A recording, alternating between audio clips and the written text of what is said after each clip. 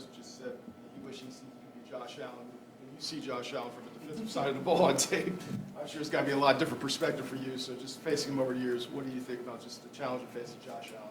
Yeah, I mean, I think everybody here knows kind of the player that's coming into play.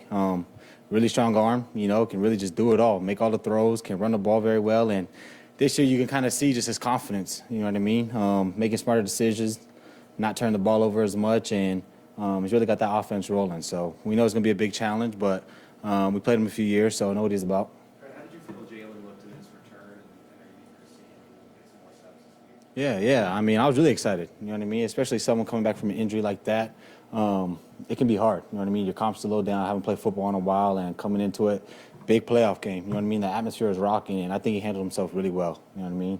I went down, he was able to jump in there quick in the game, and you can just see him just battle all night, and that confidence starting to restore. And I know I love seeing him over there across from me, so hopefully you get a little from a few more plays, but yeah, I thought he did a great job. Before you mentioned how excited you were to face Nico Collins, given how talented he is. Yeah. Do you have similar impressions, similar feelings with Shakir, given his ability to be good on the outside and in the slot? Yeah, I mean, Shakir's one of them, but both Keon Coleman and Amari Cooper are both great receivers that you got to respect, you know what I mean? Anybody that they implement in this offense, I feel like can be a threat, especially with Josh Allen at quarterback. So not looking over anybody and knowing just how they're going to bring that energy and how they play in these big games is going to be everything. You know, how we control our attitude, how we control the flow of the game, and making sure that we do our job on the back end, and everything else will figure itself out. Yeah.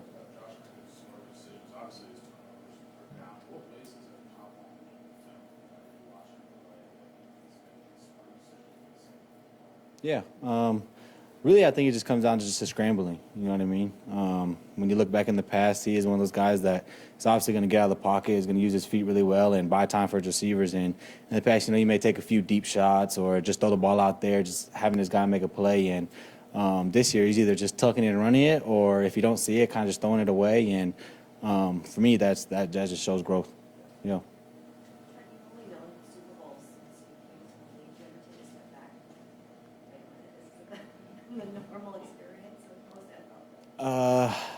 Not really, you know what I mean, during the season and stuff. Kind of go, and once off season comes, it's kind of like, okay, on to the next, you know.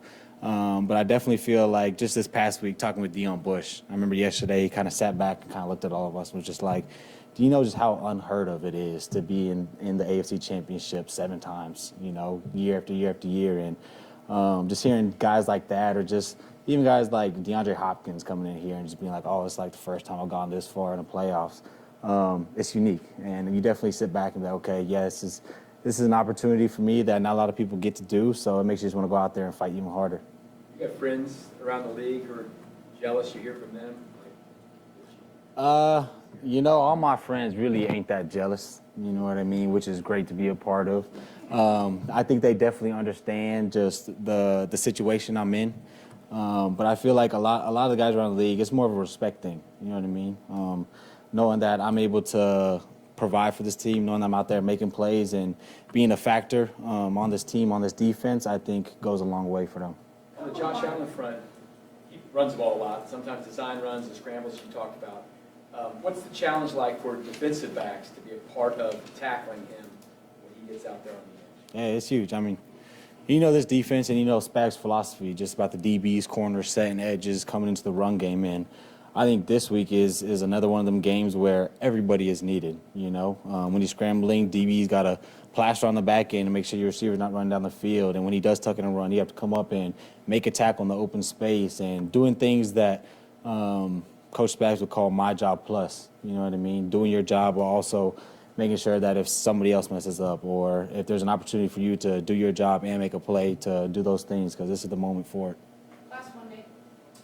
What is your, now that you have played in the postseason both home and away, what's your biggest impression of what Arrowhead provides for you all, and just how much of an advantage it is the games that it's most important? Yeah.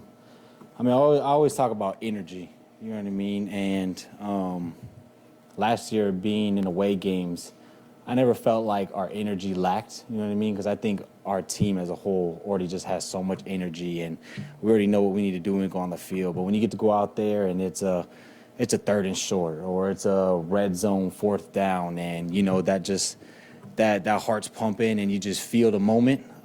It's nice having 60, 70,000 people rooting for you compared to the other way around. So I just say the energy and just makes makes the game a little more fun. You know what I mean? You're from the home crowd, your family's all here, and just everybody's all in it together. Thanks, Trent. Yep, appreciate y'all.